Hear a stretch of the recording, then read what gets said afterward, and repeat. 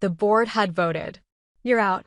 Amanda smirked from across the mahogany conference table, her perfectly manicured hands folded as if she had just won a chess match. "I'm the new CEO now." Her blue eyes, so similar to mine, gleamed with triumph. She was waiting for my reaction, expecting shock, outrage, maybe even begging. Instead, I stayed seated, my posture relaxed despite the tension crackling through the room. A faint smile played at my lips as I flipped open the leather portfolio in front of me. "Check page 394 of the contract," I said evenly. "I am Catherine Morrison, founder of Morrison Tech." At 35, I was watching my younger sister attempt to steal the company I built from the ground up. The irony wasn't lost on me. This was the same sister who had once laughed at the idea of running a business, calling it boring. 5 years ago, I had offered her a partnership. She had scoffed. Now, she wanted everything. This morning had started like any other. I had arrived early at Morrison Tech's headquarters, my gleaming glass fortress in downtown Seattle, where the quiet hum of computers and the scent of coffee signaled another day of innovation. Then, an unexpected board meeting had appeared on my calendar, unusual since our quarterly meeting wasn't due for another month. I had ignored the twinge of unease. I shouldn't have. Now, as Amanda's smirk faltered, I thought of all the signs I had brushed off, the whispered conversations that ended when I walked into a room, Amanda's sudden interest in financial reports, the late-night meetings with board members. "What's on page 394? She demanded, confidence wavering for the first time. I let the silence stretch before glancing at the board members, people I had handpicked. Most couldn't meet my gaze. Only Marcus Chin, our chief legal counsel, held my eye, the ghost of a smile playing at the corners of his mouth. "The succession clause," I said, my voice clear and deliberate. "It requires any new CEO to have at least 5 years of senior management experience in a tech company." I tilted my head. "How long have you been our marketing director, Amanda?" 2 years? The color drained from her face. "That's just a technicality. We can amend that." Marcus cleared his throat. "Actually, we can't. That clause was written into the company's founding documents. It would require a 100% shareholder vote to modify." I leaned back. "And as a majority shareholder, I'm not voting for that change." Silence. I could almost hear the wheels turning in Amanda's head. She had always been like this, reckless, banking on charm and our family name to smooth over any obstacles. Her jaw tightened. "This isn't over." I stood mirroring her movements. "No, Amanda, it's just beginning." She stormed out, her heels clicking against the polished floor. The remaining board members shifted uncomfortably. I let them stew in their guilt before speaking. "Now," I said, pressing my palms flat against the cool table, "let's discuss what a special board meeting was called without notifying the CEO." The next hour was an exercise in discomfort. Excuses tumbled forth. Concerns about my focus on R&D, my hesitation to take the company public. I listened and dismantled every weak justification with surgical precision. By the end, 3 board members resigned.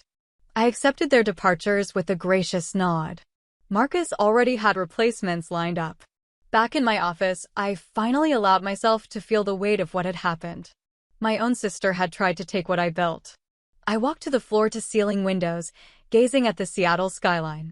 The Space Needle stood in the distance, a reminder of why I had chosen to build Morris and Tech here instead of Silicon Valley. I had always done things my way, even if it meant standing alone. A knock at my door. Marcus entered, holding 2 cups of coffee. "Thought you might need this," he said. I took it gratefully. "How long have you known?" 3 weeks. Amanda asked me to review succession procedures. She didn't realize I helped write them. I nodded. Of course she hadn't done her due diligence. My phone buzzed with a text from Amanda.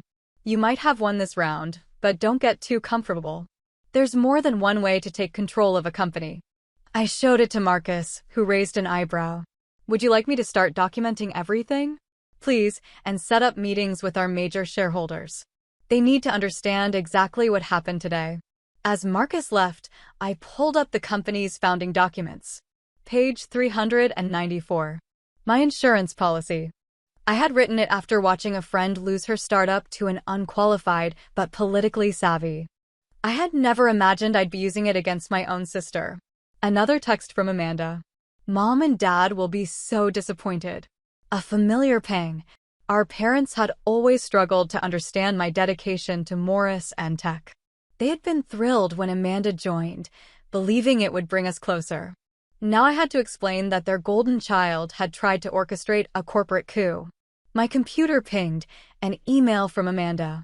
She had called an all-hands meeting for tomorrow. Subject line: important company updates and strategic vision discussion. I smirked. She was trying to rally the troops, probably spinning herself as the victim of bureaucracy. I picked up my phone. Maria, cancel Amanda's all-hands. Send a company-wide email stating that all internal communications require CEO approval and revoke Amanda's admin access. Right away, Maria said, should I be worried? Not for your job, but things will get messy. The rest of the day blurred into strategy meetings, shareholder calls, and an internal audit. By evening, I was exhausted, but my company was secure for now. As I walked to my car, a familiar click of heels echoed in the underground garage. I turned. Amanda leaned against a concrete pillar, arms crossed. You're making a mistake, she said. I met her gaze. Is that what you told the board? That I'm too careful? Too focused on sustainable growth instead of reckless expansion? I told him the truth. Her voice sharpened. You're holding Morris and tech back. We could be 10 times bigger by now if you weren't so obsessed with control. I laughed. Control? You mean like staging a coup? She took a step forward. You left me no choice. Every time I suggested change, you dismissed me. Someone had to act. And that someone had to be you. I asked, voice steady, the marketing director who still hasn't launched an overdue product campaign. Her face darkened. You focus too much on details. We need bold moves. Risks. Like a failed takeover attempt? How's that bold move working out for you? For a moment, she looked ready to argue. But then she exhaled, forcing composure. This isn't over, Catherine. You won because of fine print. But there are other ways to force change. Remember that. I watched her walk away, feeling a mix of sadness and determination. My sister, the girl I had grown up with, trusted, was gone. In her place was someone who would sacrifice family for power. As I drove home, my phone lit up. Mom and Dad. I hesitated, then let it go to voicemail. That battle could wait. For now, I had a company to protect and a war to win. I hesitated at my front door, keys in hand, bracing myself. Through the window, I saw them. Mom perched anxiously on the edge of the sofa, Dad pacing near the fireplace. The second I stepped inside, Mom was on her feet. Catherine, she began, her voice tight. What is this about you blocking your sister from advancing in the company? I set my briefcase down, exhaling slowly. That's an interesting way to describe Amanda's attempted hostile takeover. Dad stopped pacing. Hostile takeover. Amanda said the board voted for new leadership because you've been making reckless decisions. Of course that's what she told them. I moved to the kitchen, needing coffee to get through this. They followed, hovering like disappointed judges. Did she mention that she orchestrated this vote without notifying the CEO? That it violates company bylaws? Or that she doesn't even meet the qualifications for the role?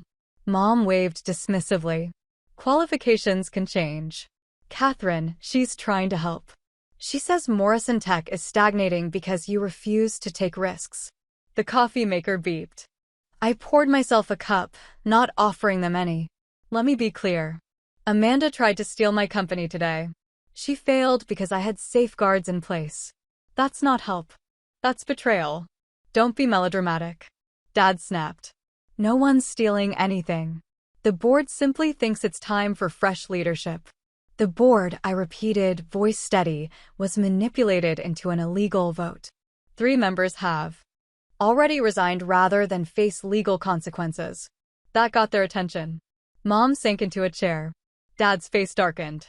Legal consequences? You'd sue your own sister. If necessary, yes. The words came out harder than I intended, but I didn't soften them. I built this company. I won't let anyone destroy it, family or not. Mom's voice dropped to a whisper. 12 years of nothing but work. No husband, no children. Just this company. And now you're willing to tear this family apart for it? I set my cup down with a sharp click. I'm not the one tearing us apart. Amanda staged a coup, and instead of questioning her, you're here accusing me. Because we know you, Catherine. Mom shot back. You've always been stubborn, always had to do everything your way. Amanda says you won't even consider her ideas. Her ideas? I let out a short laugh. Like the $3 million marketing campaign with zero research? Or jumping into cryptocurrency before we've even gone public. Those ideas. Mom turned to Dad. See? She dismisses everything Amanda suggests. I pinched the bridge of my nose. I dismiss bad ideas. That's my job. Dad's voice was quiet but firm. Maybe it shouldn't be anymore. The words hung in the air, suffocating. I stared at him, the man who taught me about business ethics, who encouraged me to build something of my own. You've made Morrison tech your whole life, he continued. Maybe it's time to step back and let Amanda take over. My voice was sharp. She has less than 2 years of real experience. She orchestrated a backroom deal. That's who you want running a $50 million company? She has fresh ideas, Mom insisted. She understands what young people want. Stop. I raised a hand. Just stop. I can't have this conversation when you refuse to see what's happening. Mom's face crumpled. We're trying to help. No, you're trying to fix something that isn't broken. Morrison Tech is growing. The only problem is Amanda's impatience and your blind loyalty. Dad's expression hardened. And what is she then? I met his gaze. A spoiled, entitled woman who thinks she deserves success without earning it. Mom gasped. Dad's jaw clenched. We should go. I think you should. They left in silence.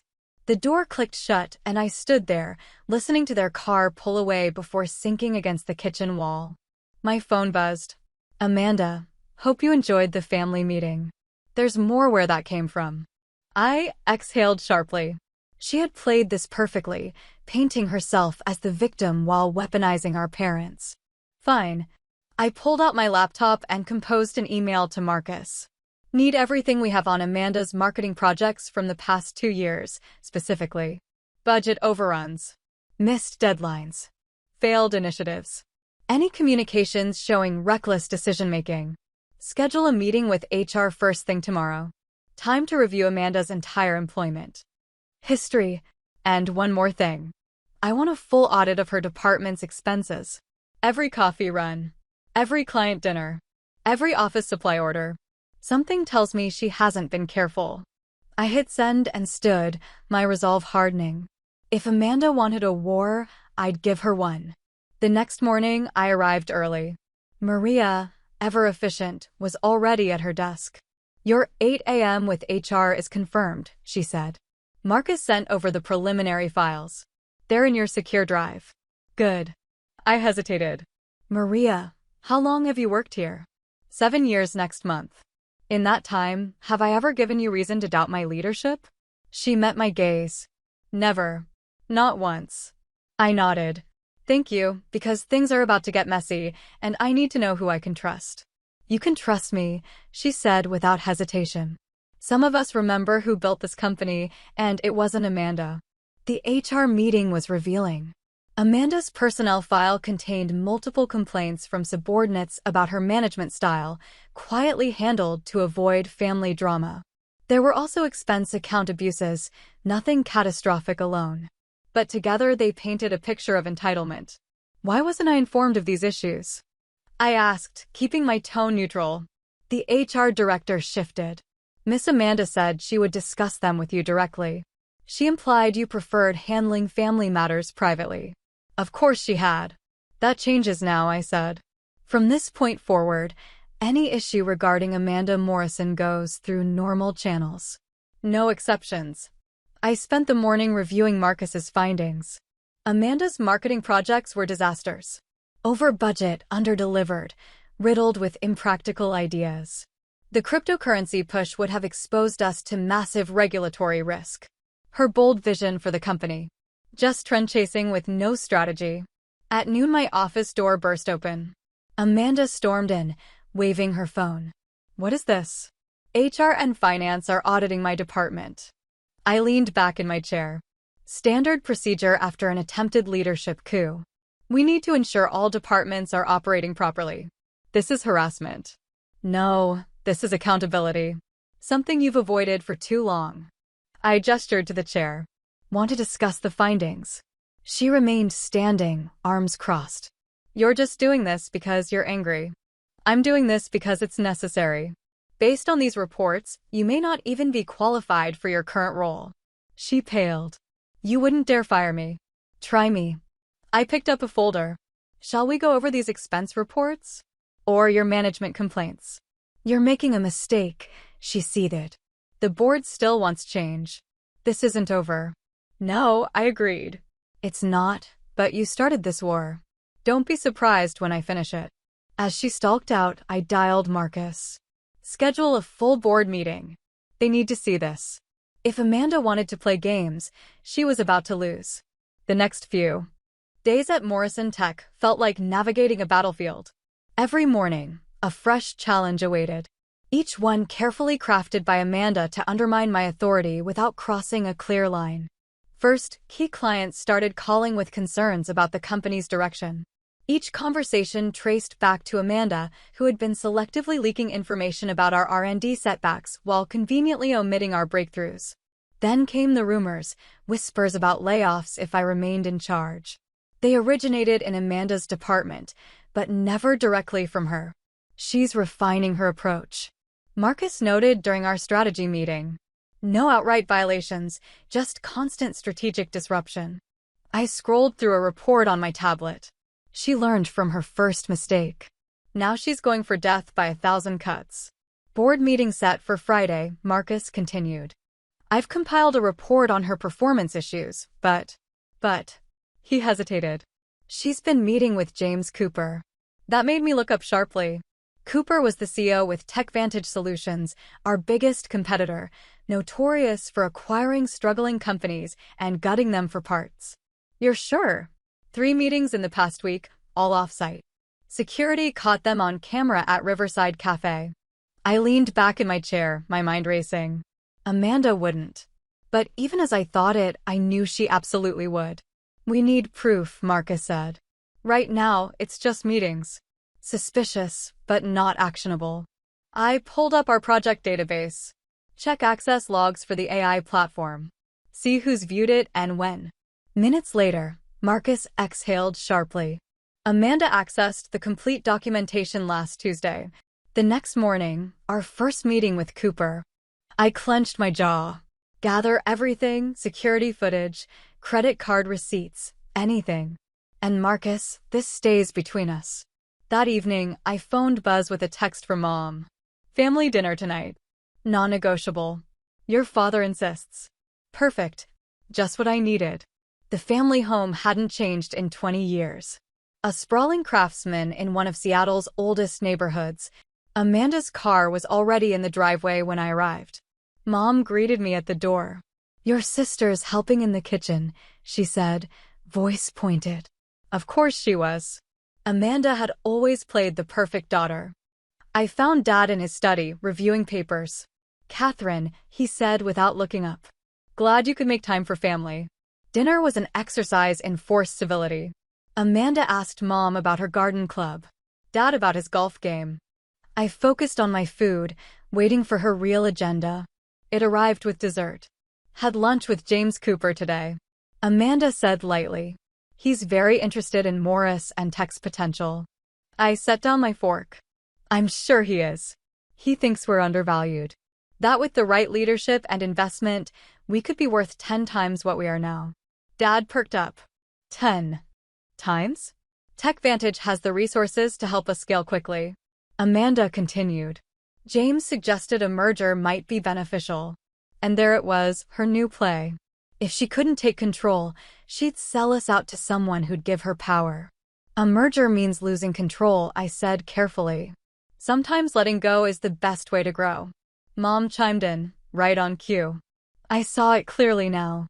Amanda had laid the groundwork, hinting me as the obstacle.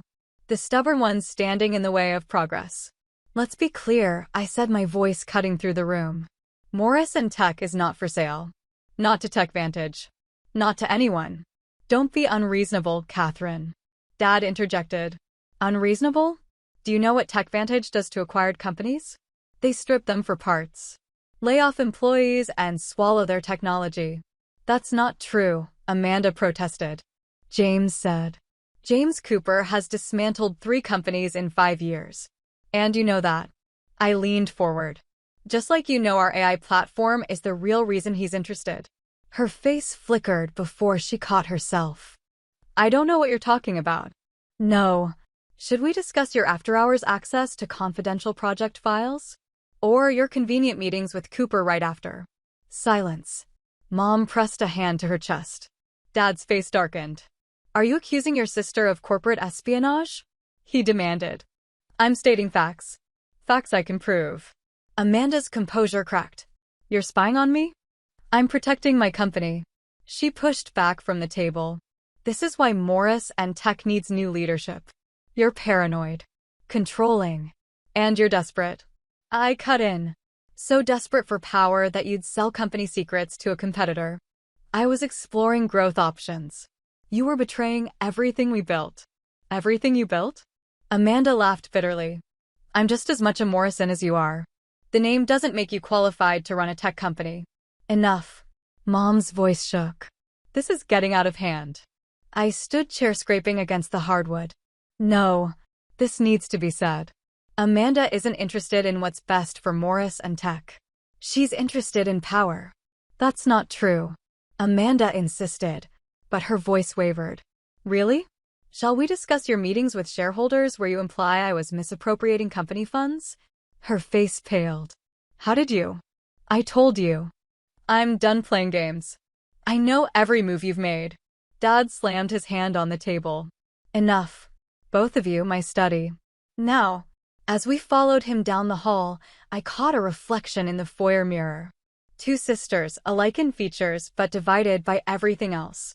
The study door closed behind us with a decisive click. Dad braced his hands on the desk. 12 years ago, when Catherine started Morrison Tech, I told her family and business don't mix. She insisted blood was thicker than business. He exhaled. I've never been so sorry to be. Right, Daddy. Amanda started, but he held up a hand. I'm not finished. Catherine, you built something incredible. But your sister is right about one thing. You don't share control easily. I opened my mouth to protest, but he pressed on.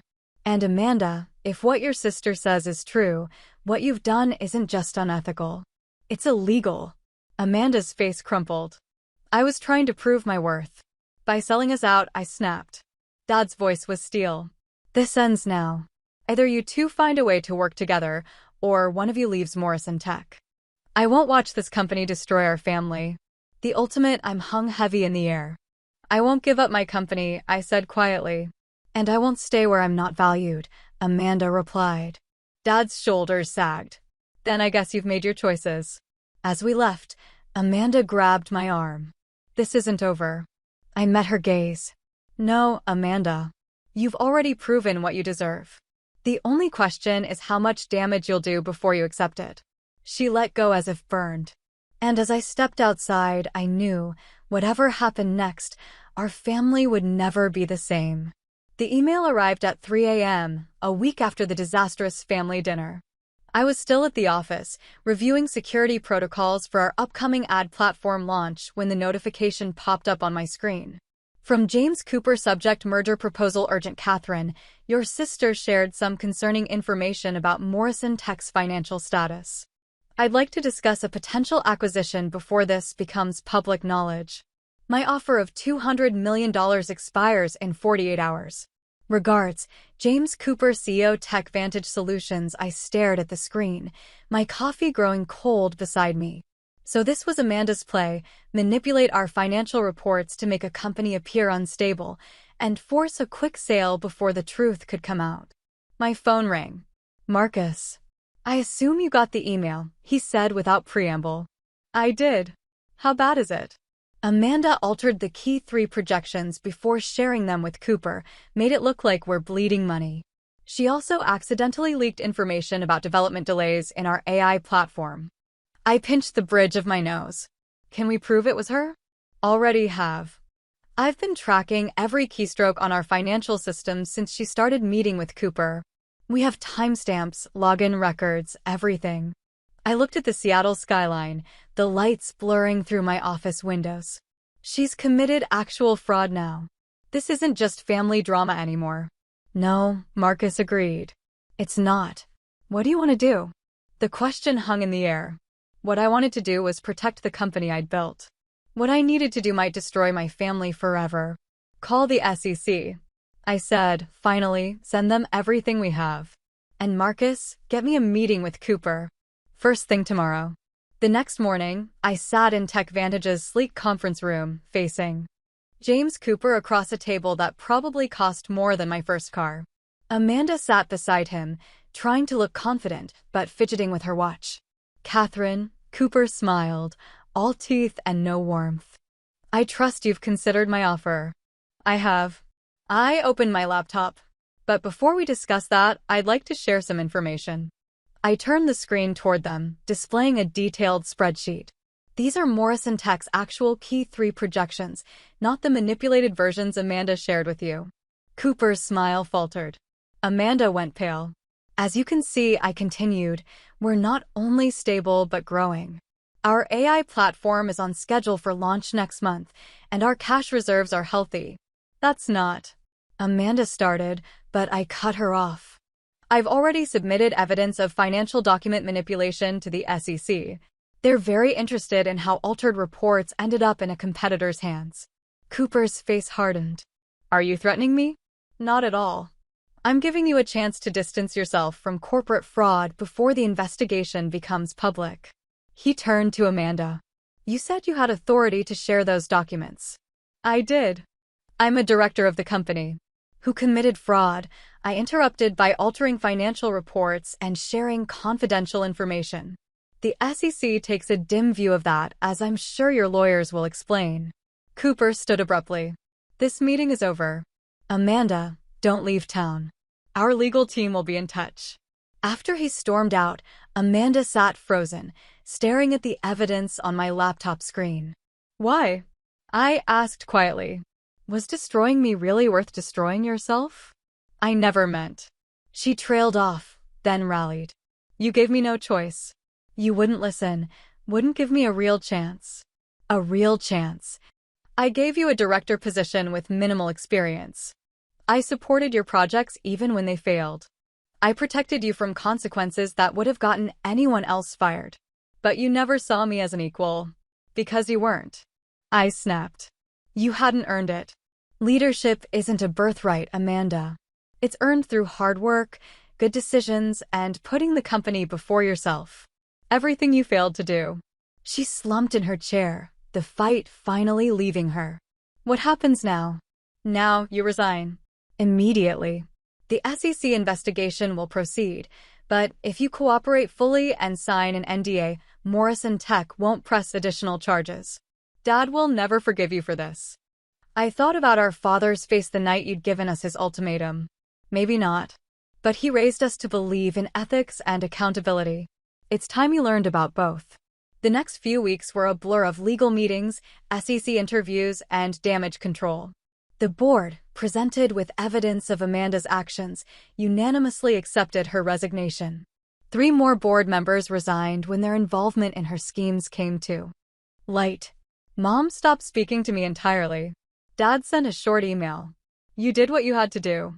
Give us time. A month later, I stood at our annual company meeting, facing the employees who had weathered the storm with me. The past few months have tested us. I begin. We've learned hard lessons about trust, integrity, and the true meaning of leadership. But Morrison Tech emerged stronger. I gestured to the presentation screen behind me, showing our latest financial results. Our AI platform launched successfully. Our client base is growing. And most importantly, we did it the right way, through innovation, hard work, and unwavering ethics. The applause that followed felt like vindication. Later that evening, alone in my office, I found an old photo in my desk drawer.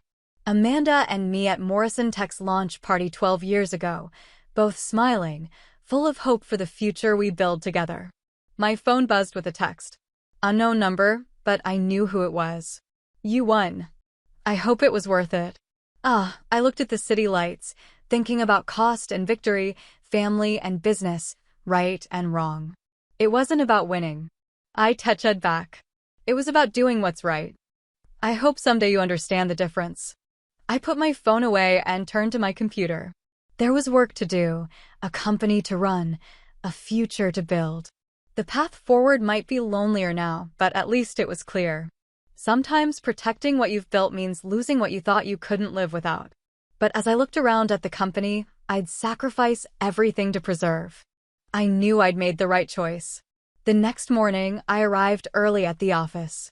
On my desk was a single envelope, my father's handwriting, my name in his familiar scrawl. Inside was a newspaper clipping from 12 years ago, announcing Morris and Tech's founding. Below it, in his precise writing, you stay true to your principles. Your mother and I are ready to listen. Dad, I pinned it to my bulletin board, right next to my original business plan. A reminder that while family ties might bend or break, the truth eventually finds its way home.